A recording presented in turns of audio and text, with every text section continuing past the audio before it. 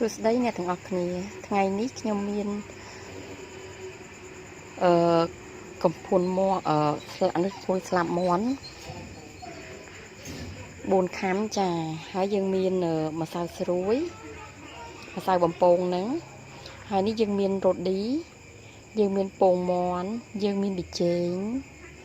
យើងមានខ្លាញ់ចាឥឡូវនេះយើងចាប់ផ្ដើមធ្វើជាមួយនាងខ្ញុំទាំងអស់គ្នាចាឥឡូវយើងចាប់ប្រឡាក់បំពុរ៉ូឌីរបស់យើងចារ៉ូឌីរបស់យើងតែប៉ុណ្នេះទៅបានហើយចាបន្ទាប់មកចាអំបិលរបស់យើងច្រឡំសុំទោសប៊ីចេងចាយើងប្រឡាក់តែពីមុខនឹងបានហើយប៊ីចេងជាមួយនឹងរ៉ូឌីចាឲ្យចូលជាតិចឹងមកចាងាយទេ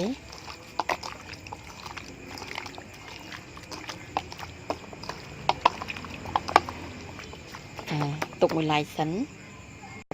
គោះពងមាន់យើងមក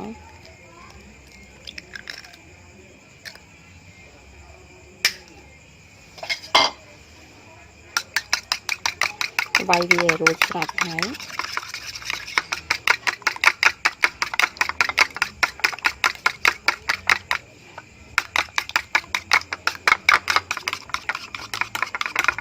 យើងវាយវាម៉ត់ចឹងបន្ទាប់មកទៀតឥឡូវនេះយើងចាក់ម្សៅបំពងរបស់យើងដាក់ចានជា2ចាម្សៅបំពងទៅមុខទេថ្ងៃនេះខ្ញុំប្រើម្សៅបំពងមួយនេះ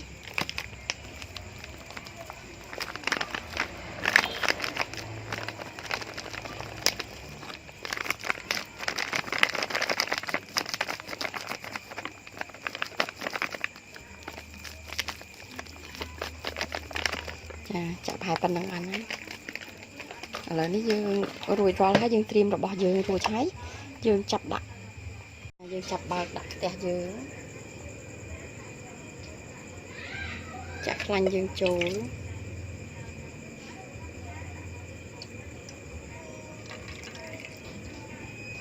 ខ្លាញ់ទៅទៀតទៅខ្លាញ់នេះទៅ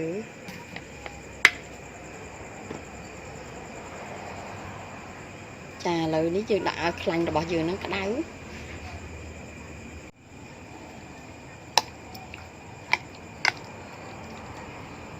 ចាយើងចាប់មកចាយើងញុំវាចេះមកចាបន្ទាប់មកយើងត្រូវយូរចេះចា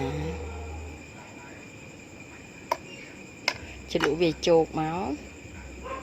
បន្ទាប់មកយើងយកមកដាក់ត្រឡប់ពីកន្លែងនេះវិញ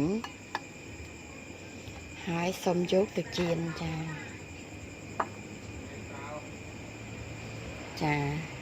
យើងធ្វើអញ្ចឹងបន្តមក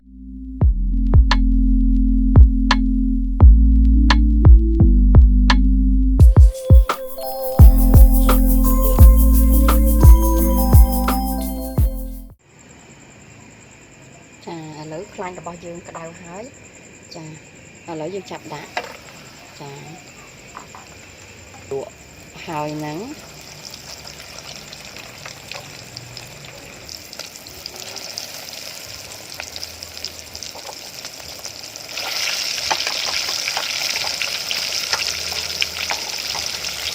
យើងបាត់ពេញល្មមរំរាក់ល្មមអស់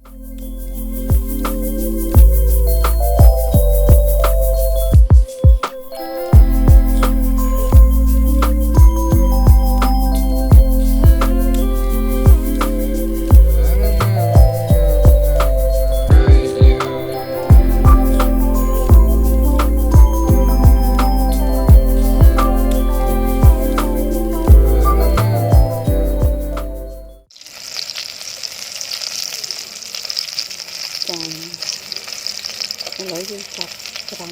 អត់អស់ហើយហើយជាមួយនេះខាងក្រោយគេហើយអូខេ